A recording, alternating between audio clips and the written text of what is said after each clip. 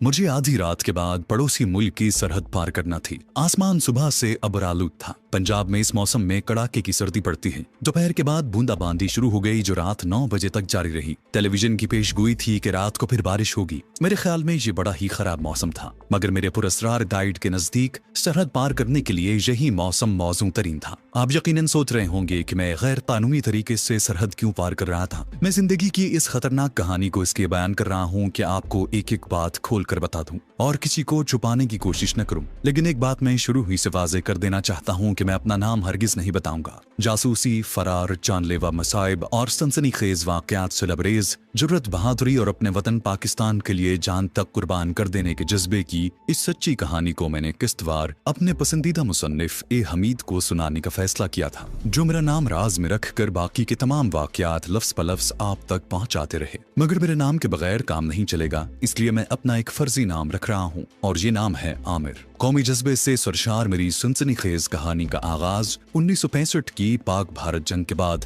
और सुकूत ढाका से कुछ पहले होता है। इस जंग ने मेरे दिल में एक नया वलवला पैदा कर दिया था। हर वक्त यही धुन सवार रहती कि अपने वतन अजीज के लिए कोई ऐसा काम करूं कि दुश्मन को दोबारा हमारी तरफ मैली निगाह से देखने की हिम्मत न हो। मैंने फौज में कमीशन हासिल करने की कोशिश की, मगर बाज नागुजीर वजूह की बिना पर मैं फौज में कमीशन न ले सका। आगे पढ़ाई जारी रखने को जी नहीं चाहता था। कॉलेजों के गैर यकीनी हालात से दिल उकता गया था। मुझे ज़बानें सीखने का शुरू ही से शौक था। फारसी मैंने अपने एक खास उस्ताद से पढ़ी थी, थोड़ी बहुत अरबी भी उनसे सीख ली थी। अंग्रेजी के अलावा मैंने कदीम हिंदुस्तान की तारीख तभी भरपूर मुताल्ला किया। हिंदी जबान भी अपने एक बिहारी दोस्त से सीख ली। गीता और कदीम वेदों के कुछ अशार के तर्जुमे पढ़ डाले। ये मैं महज अपने शौक की खातिर कर रहा था, मगर आगे चलकर इस इल्म ने मुझे बहुत फायदा पहुंचाया, बल्कि कई मकामात पर मेरी जान भी बचाई। मैंने कॉलेज के जमाने में मुजाहिद फोर्स में शामिल होकर बाकायदा तरबियत हासिल की थी। थोड़ी बहुत कमांडो ट्रेनिंग भी हासिल कर ली थी। दूसरी जंग अजीम में मिलिट्री इंटेलिजेंस के हैरत अंगेज कारनामे पढ़ पढ़कर मेरे दिल में उमंग पैदा हो चुकी थी कि मौका मिले तो मैं अपने वतन के लिए कोई कारनामा सर अंजाम दूं। 1971 की जंग से पहले भारत ने अपने गोरीले मशरकी पाकिस्तान भेजकर वहां के हालात को मखदूश बनाना शुरू कर दिया था। मगरबी पाकिस्तान की सरहदों के साथ साथ भी वो अपनी फौजी ताकत में इजाफा कर रहा था। दुश्मन के नापाक अजाइम देख देख कर मेरा दिल कुड़ता रहा, मगर मैं कुछ नहीं कर सकता था। अगरचे हमारी फौज के जांबाज पूरी तरह चौकस थे और दुश्मन के हर हमले का मुंह तोड़ जवाब देने के लिए हर लम्हे तैयार थे, लेकिन मैं भी अपने तौर पर कुछ करना चाहता था। मेरा रुझान फौजी सुराग रसानी की तरफ गया। दूसरी आलमी जंग के मशहूर फौजी जासूसों के कारनामे पढ़ पढ़ कर मैं ताक हो गया था। हर वक्त इसी उधेड़बुन में रहता कि रजाकार कमांडो की हैसियत से दुश्मन के मोर्चों के अकब में जाकर उसे ज़रबेकारी लगाऊं, मगर ये इतना आसान काम नहीं था। पहली बात तो ये थी कि मुझे एक गैर फौजी होने की हैसियत से मालूम नहीं था कि दुश्मन ने अपनी सरहदों के अकब में किस किस मकाम पर फोर्स जमा कर रखी है। दूसरी मुश्किल भारत की सरहद को पार करने की थी। मेरे वालिद साहब अपनी जवानी के जमाने में पूरे हिंदुस्तान की सयाहत कर चुके थे। उन्होंने पिशावर से लेकर राजकुमारी तक और उड़ीसा कटक से लेकर बंबई तक कई बार सफर किया था। वो मुझे अपने सफर की तमाम दिलचस्प कहानियां सुनाया करते थे और उनके इन सफरनामों से मुझे भारत के बारे में काफी मालूमात हासिल हो गई थी। क़याम पाकिस्तान के बाद भी मैं 2-4 मरतबा अमृतसर, दिल्ली, बंबई और कलकत्ता की सैर कर चुका था। मेरे वालिद साहब अमृतसर के रहने वाले थे और क़याम पाकिस्तान के बाद हिजरत करके लाहौर आ गए थे। अमृतसर, पठानकोट, चंबा और होशियारपुर के बारे में उन्होंने मुझे बहुत कुछ बताया था। वो मुझे अपने सफर की दिलचस्प कहानियां सुनाते और मैं इन मालूमात को अपने लाशऊर में जमा करता जाता। 1971 के इब्तदाई अय्याम में जब दुश्मन ने मशरकी पाकिस्तान में अपने तखरीबकारों के जरिए इंतशार की मुहिम शुरू की और मगरबी पाकिस्तान की सरहदों पर भी अपनी फौजी ताकत में इजाफा किया, तो मैंने दिल ही दिल में किसी मुहिम पर निकलने के बारे में संजीदगी से गौर करना शुरू कर दिया। मुजाहिद फोर्स में रहने की वजह से मेरी फौजी मालूमात में काफी इजाफा हुआ था और एक कैप्टन साहब से दोस्ती भी हो गई थी। मैंने बातों ही बातों में उनसे कुरेद कुरेद कर ये मालूम किया कि दुश्मन ने पाकिस्तानी सरहद से दूर पठानकोट की छावनी के करीब पहाड़ों में एक ऐसी तोप नस्ब कर रखी है कि जंग की सूरत में उसकी इंतहाई तेज रफ्तार और 5-5 मन बारूद के हामिल गोले लाहौर शहर में आकर फटेंगे जो बेपनाह तबाही फैला सकते हैं। मैं पहले ही कौमी जज्बे से सरशार था। दुश्मन के इन अजाइम की खबर हुई तो मेरा खून खौल उठा। मैंने उसी लम्हे फैसला कर लिया कि इस तोप को तबाह करके ही दम लूंगा। उस वक्त ये फैसला फैसला बड़ा बचकाना लगता था। भला एक गैर फौजी जवान दुश्मन की सरहद पार करके दुश्मन की छावनी में पहुंचकर एक ऐसी जदीद तरीन और भारी भरकम तोप को कैसे तबाह कर सकता है, जिसकी हिफाजत के लिए न जाने कैसे कैसे जानलेवा इंतजामात किए गए होंगे। इसके बावजूद मैं फैसला कर चुका था। मेरा ये फैसला मेरी एक तवील और खतरनाक तरीन मुहिम का आगाज था, जिसमें कदम कदम पर मुझे मौत का सामना करना पड़ा। मैं अपने जराए से जिस कदर भी मालूमात हासिल कर सकता था हासिल कर ली। अमृतसर से पठानकोट तक मैं दोबारा सफर कर चुका था। फिर भी मैंने इस सफर की तमाम याददाश्तों को अपने जहन में एक बार फिर ताजा किया। सबसे बड़ा मसला पाक भारत सरहद उबूर करने और माली जरूरियात को पूरा करने का था। मैं इस मसले को हल करने की धुन में लग गया। इसी सिलसिले में मेरी मुलाकात स्मगलरों के एक गिरोह से हो गई। अब तक तो इस गिरोह के आधे आदमी मर चुके हैं और बाकी जेल में सजा भुगत रहे हैं, लेकिन मैं उनका शुक्रगुजार हूँ। अगर ये लोग मेरी मदद न करते तो मैं अपने अज़ाइम में कभी कामयाब न होता। अगरचे मेरी मदद करने में सरासर उनके मफादात मुलव्विस थे, ताहम मैं उनके ताउन से सरहद पार कर गया और मेरी कुछ माली इमदाद भी हो गई। मैं स्मगलरों के इस गिरोह के बारे में कुछ नहीं बताऊंगा, क्योंकि अब इसकी जरूरत भी नहीं रही। स्मगलरों का ये खतरनाक गिरोह सरहद पार स्मगलिंग में बेहद सरगर्म था और उनका मशरकी पंजाब के सिखों से बाकायदा राब्ता था। इसी ग्रोह का एक खास आदमी जो मुसलमान था, अमृतसर में मुकीम था, जो स्मगलिंग के नापाक कारोबार की सरहद पार निगरानी करता था। उसका नाम आज तक मुझे मालूम नहीं हो सका। उसे ग्रोह के लोग करौंडिया के नाम से याद करते थे। करौंडिया पंजाब में एक सांप होता है जो बंजर जमीनों में पाया जाता है और इस कदर जहरीला होता है कि आदमी को डसते ही वो परे हट जाता है ताकि आदमी उसके ऊपर न गिर पड़े। इसकी वजह यह है कि उसके डसते ही आदमी मर जाता है। ग्वाल मंडी की एक बदमाश से मेरी वाकफियत थी। यह आदमी उस ग्रोह को जानता था। उसकी वसातत से मेरी स्मगलरों के ग्रोह के लीडर से मुलाकात हो गई। मैंने उसे यही बताया कि मेरे अखराजात पूरे नहीं होते और मैं स्मगलिंग के जरिए दौलत कमाना चाहता हूँ। उन लोगों ने खुफिया तौर पर मेरी खूब छान फिटक की और आखिर मुझे अपने ग्रोह में शामिल कर लिया, लेकिन साथ ही धमकी दी कि अगर मैंने उन्हें धोखा दिया तो मुझे दुनिया के आखिरी हिस्से तक ढूंढ कर भी हलाक कर दिया जाएगा। मेरा मकसद तो सिर्फ सरहद पार करना था। स्मगलिंग से मुझे कोई सरोकार नहीं था। फिर भी मुझे अपने मिशन के लिए भारतीय करेंसी की जरूरत थी। लीडर ने पहले फेरे के लिए हेरोइन का एक प्लास्टिक में लिपटा हुआ लिफाफा मेरी कमर के गिर्द बांध दिया और कहा, ये लिफाफा तुम्हें अमृतसर में करौंडिया को पहुंचाना होगा, उसके बाद तुम्हारा काम खत्म हो जाएगा। वापसी पर उसके आदमी तुम्हें पाकिस्तान की सरहद पार करवा देंगे। यहाँ आने के बाद तुम्हें इस फेरे की उजरत 10,000 रुपए अदा कर दी जाएगी। मैंने लीडर से पूछा, क्या मुझे हिंदुस्तान में कुछ रुपए अदा नहीं किए जा सकते, क्योंकि वहाँ मैं अपनी पसंद की कुछ चीजें लाना चाहता हूँ। वो बोला, तुम्हें इसकी इजाजत नहीं दी जा सकती। तुम हमारा फेरा लगाने जाओगे, मेला देखने नहीं। अमृतसर के बाजारों में घूमने फिरने की भी कोशिश न करना। मैं खामोश हो गया, लेकिन दिल में एक मंसूबा मैंने उसी वक्त तैयार कर लिया था। मुझे आधी रात को एक खास मकाम पर पहुंचने की हिदायत की गई थी। हेरोइन की थैली मेरी कमर से बंधी हुई थी। मैं रक्शे में अपने घर से वाहगा की तरफ रवाना हो गया। मैंने घर में किसी को कुछ नहीं बताया था। आसमान सुबह ही से बादलों में घिरा हुआ था। कड़ाके की सर्दी पड़ रही थी। दोपहर की हल्की हल्की बूंदाबांदी रात 12 बजे तक जारी रही। उसकी वजह से सर्दी में खासा इजाफा हो गया था। शालामार टाउन से 2 फरलांग दूर बाईं जानिब में रक्शे से उतर गया और अंधेरे खेतों में से गुजरता हुआ एक वीरान से क्वार्टर में आ गया। यहाँ 2 आदमी अंगीठी जलाए आग ताप रहे थे। चारपाई पर लिहाफ पड़ा था। मेरा उन दोनों से तारुफ हो चुका था। उन्होंने केतली से चाय प्याली में डालकर मुझे दी। ये बड़े खुर्रांट किस्म के स्मगलर थे और मेरी तरफ देखकर मुस्कुरा रहे थे। बाऊ, ये कोट पतलून तब्दील कर लो। मैं चौंक पड़ा, क्या मतलब है तुम्हारा? एक स्मगलर हंसकर बोला, नए नए भर्ती हुए हो, 2-4 फेरे लगाओगे तो सब कुछ मालूम हो जाएगा। पिछली कोठरी में जाओ, वहाँ धोती, खद्दर की कमीज और कम्बल रखा हुआ है, वो जाकर पहन लो। मैं चुपके से उठकर पिछली कोठरी में आ गया, जहाँ ताप में एक मोमबत्ती रोशन थी। दीवार के साथ चारपाई बिछी हुई थी, जिस पर नस्वारी रंग का एक कंबल, मटियाले रंग के खद्दर का एक कुर्ता और खद्दर की धोती पड़ी हुई थी। मैंने ये देहाती लिबास पहन लिया। बूट उतार कर देहाती वज़ा की जूती पहनी और कंबल ओढ़कर स्मगलरों के पास वापस आ गया। वो मेरी तरफ देखकर मजाक के अंदाज में हंसने लगे।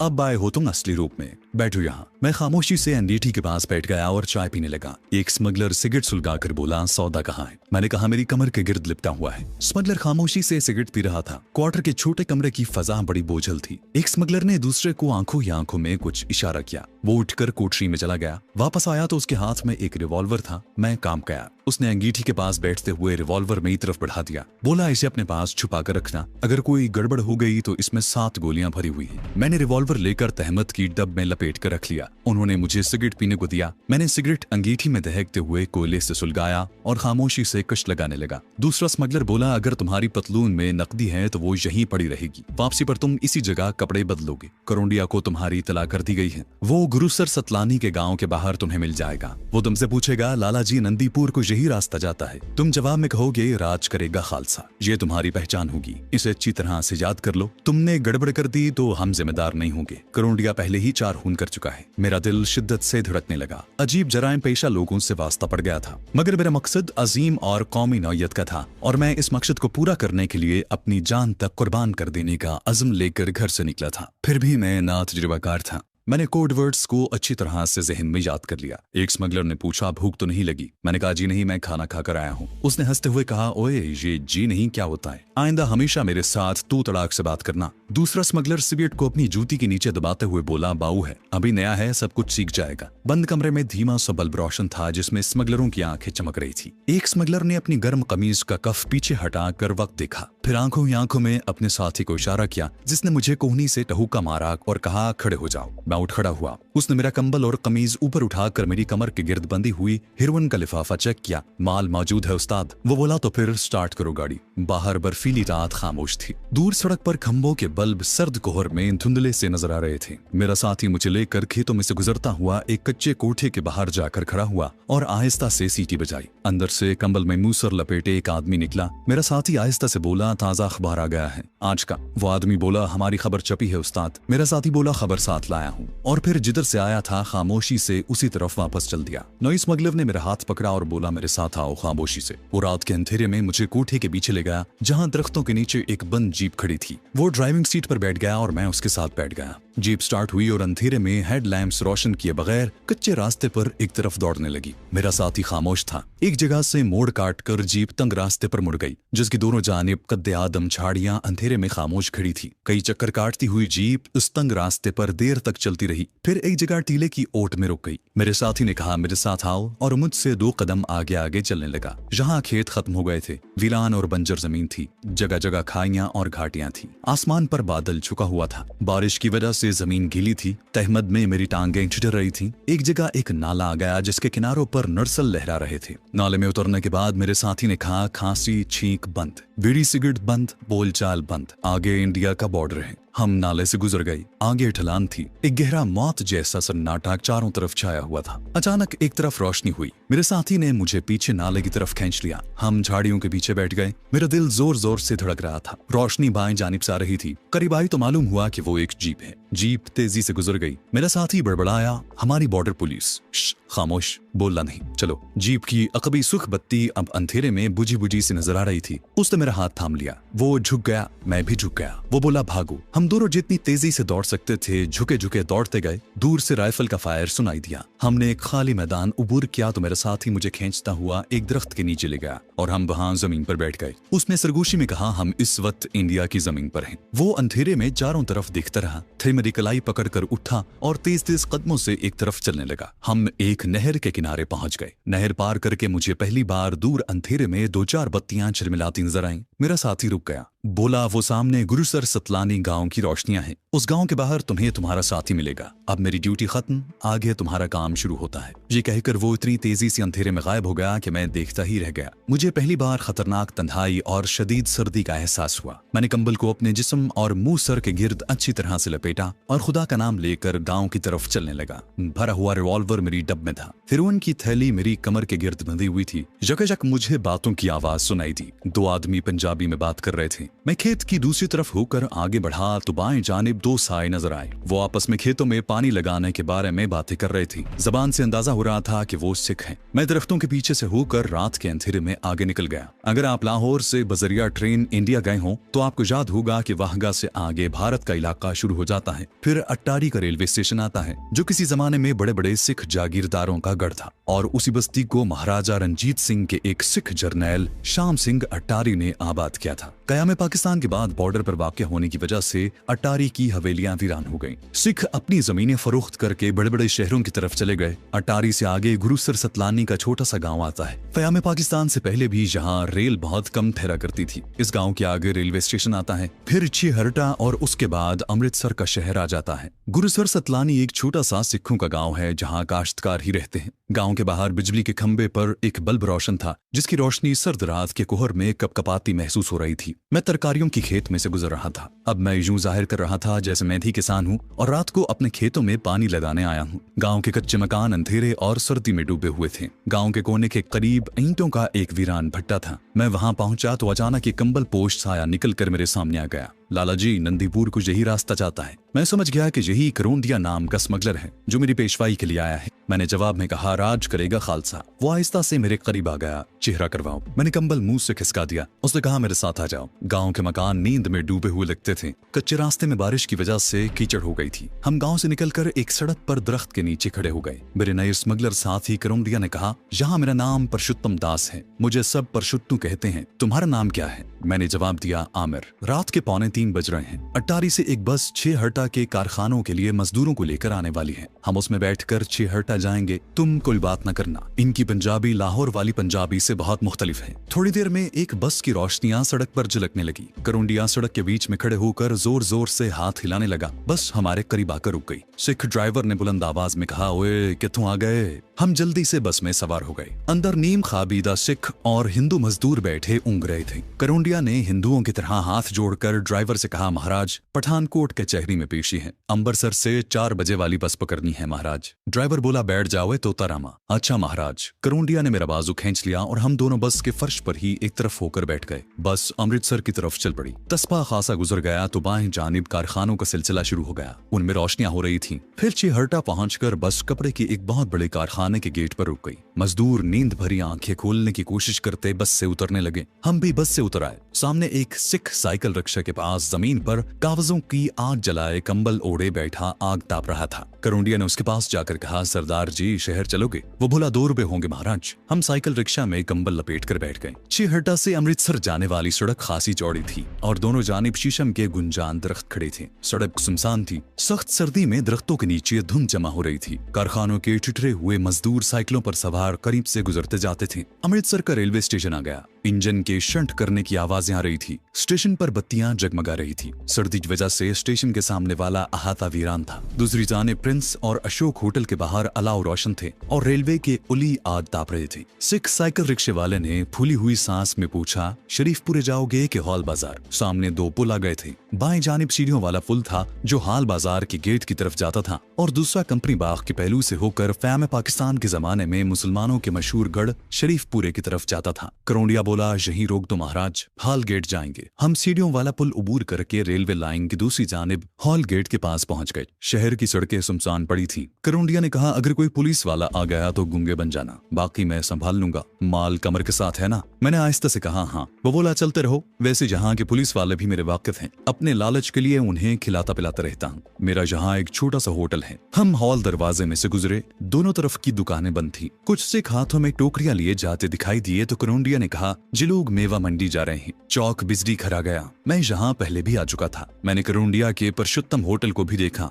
मगर मुझे कभी ख्याल न आया था कि ये किसी मुसलमान स्मगलर का होटल है जो परशुत्तम दास के नाम से यहाँ आबाद है और एक रोज मैं भी स्मगलर बनकर यहाँ आ जाऊंगा। चौक में एक सिख सिपाही हाथ में लाठी थामे खड़ा था। उसने करोंडिया को कहा, परशुत्तू इस वक्त कहाँ से आ रहे हो? करोंडिया ने झट जवाब दिया, महाराज इस गूंगे भांजे तोताराम को गांव से लाने गया था। सवेरे कचहरी में इसकी पेशी है। अच्छा जी, राम राम। सिख सिपाही बोला, चाय बनाओगे तो एक प्याली मेरे लिए भी बनाना। गेट तक गश्त लगा कर आ रहा हूँ। करोंडिया ने कहा, सत वचन महाराज, जरूर जी। साथ ही उसने मेरी गर्दन पर हाथ मारा और कहा, चल लोए तोताराम, न जाने तेरे लिए अभी कितने कष्ट भोगने। हाथ कुछ ज्यादा ही जोर से पड़ गया था। मेरी गर्दन दुखने लगी मगर मैं चुप ही रहा। सामने ही परशुत्तम होटल था जो पहले 3 मंजिला मकान था जिसे बाद में होटल बना दिया गया। 2 नौकर अंगीठियों में आग जला रहे थे। करोंडिया को देखकर उन्होंने हाथ जोड़कर राम राम कहा और फिर अपने काम में लग गए। करोंडिया ने उन्हें चाय बनाने के लिए कह दिया। बोला, निहाला सिपाही भी आ रहा है, उसे चाय दे देना और हाँ, रात की कचोरियां भी गर्म करके दे देना उस यमराज को। एक हिंदू नौकर ने कहा, लाला जी